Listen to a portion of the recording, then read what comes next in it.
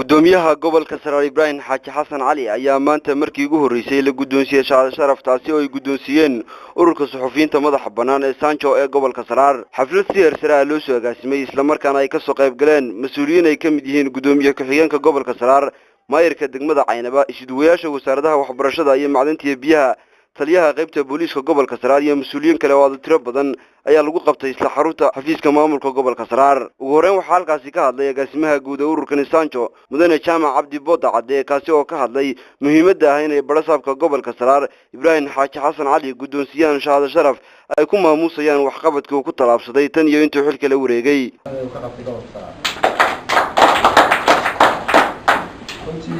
waxyaalaha gudoomiyaha gobolka Saraar ay ururka suxufiyiintu ay ugu gartaan inay ku gudoonsiyaan shahaadadan ee uu gobolka qabtay muddadii koobnayd oo xilka ka hayay waxaa ka mid ah dhismaha guriga gobolka, dib u bilaabista iyo dib u kicinta jeelka weyn ee magaalada, furidda iyo dib u habeynta cisbitaalka guud ee magaalada Caynabo, gurmadkii labaadna loo galay waqtigii abaaraha baan ee gobolka jireen,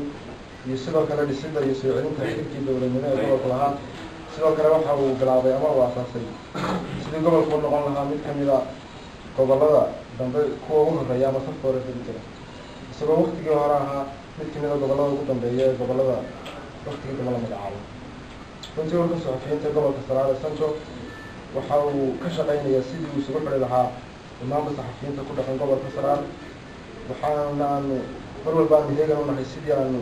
u qiimeyn lahayn mas'uul kasta oo qaran oo ka shaqeeya gobolka Saraar ama degmada ama. sidoo kale gudoomiyaha ururkan Sancho Amiin Bashiir Nuur oo isna ka mid ah mas'uuliyiinta madasha hadallada ka soo jeediyay ayaa ka dhawaajiyay muhiimadda ururkan loo aasaasay iyo waliba waxqabadihiisa uu hiigsanayo inuu ku talaabsado sanadaha soo socda. degmooyinka gobolka Soomaaliya oo qabtay annagoo ah urur ku midoobay iminka waxaa arkay saddex saacad laakiin waan ka badanay ilaa ka gudbiyaan hal war ay ka gudbiyaan markaa warkaas ku gudbiyaan, laakiin annagu waxaan doonaynaa inaanu barnaamijyo ka samayno gobolka waxqabadkii ku talaabsaday gudoomiyaha iyo mas'uuliyiinta kaleba annagoo usoo bandhigayna barnaamij ahaan iyo qoraal ahaan, maadaama aan ururkan suxufiyiinta gobolka Saraar u horseednay inaanu muujino hankeyga ah inaan gobolka Saraar kor u qaadno. waxaan doonaynaa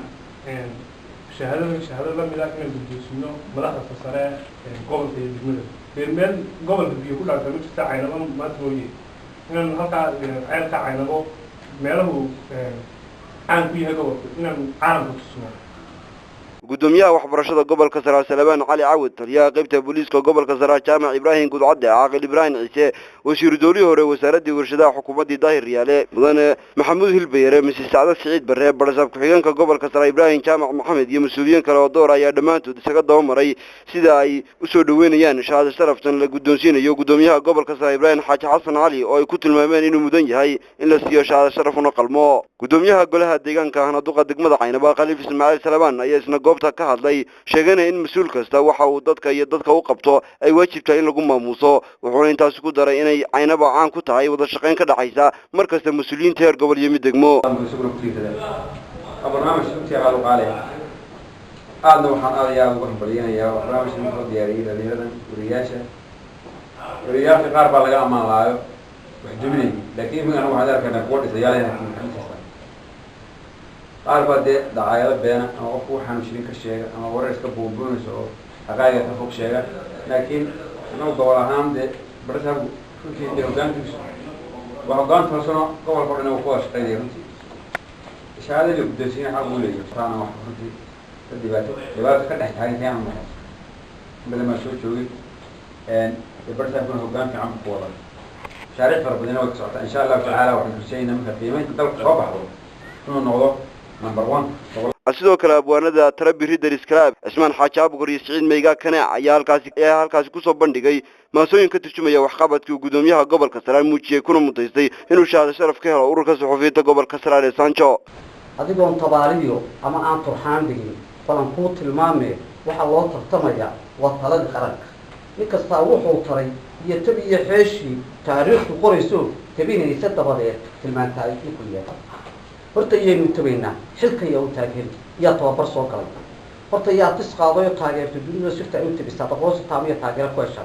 tabashada habiyo ha tirtira abaarto tigad ha u horseedee talayahankan caanka ugu dambeyntiina gudoomiyaha gobolka Saaxiib Ibrahim Xaaji Xasan Cali ayaa shahaado sharafta la gudoonsiiyay waxaana uu gudoomiyaalkaasi ka soo jeediyay hadal dheer oo dhinacyo badan taabanaya isaguna jira mahadcelin bogaadin iyo dhiirigelin ugu soo jeediyay ururka saxufiyiinta gobolka Saaxiib mad sharafkii ka soo qayb gashay waliba waxqabadka waxa laga yaabaa waxay uga jeedaan in waxqabadka laga sii badiyo oo runtii la sii dheereeyo ayay rabaan marka runtii aad iyo aad baan ugu mahadcelinayaa siiba saddexda wariye ee iminka nala jooga oo telefishinka qaranka iyo telefishinka Somali Channel iyo Royal TV saddex TV ka socda aad iyo aad baan runtii ugu mahadcelinayaa waxaan kaloo mahadcelinayaa waxaan ilaaweynin runtii oo aad noola shaqeeya shabakada Caynaba News iyo Salaam Media iyo wariyaasha sida dadban runtii noola shaqeeya ama noola soo shaqeeyay ana ilaaw Maxamed Cawil oo qaaliga ah ee BBC da wakiilka ah Xuseen Jaamac Jibriil baana ilaaw runtii uga shaqeeya mahadcelinayaa dhammaan baa saxaafadda salaamaya waxaana Maxamed Aadan Dirir TV-ga caalamiga ee Somali Channel Caynaba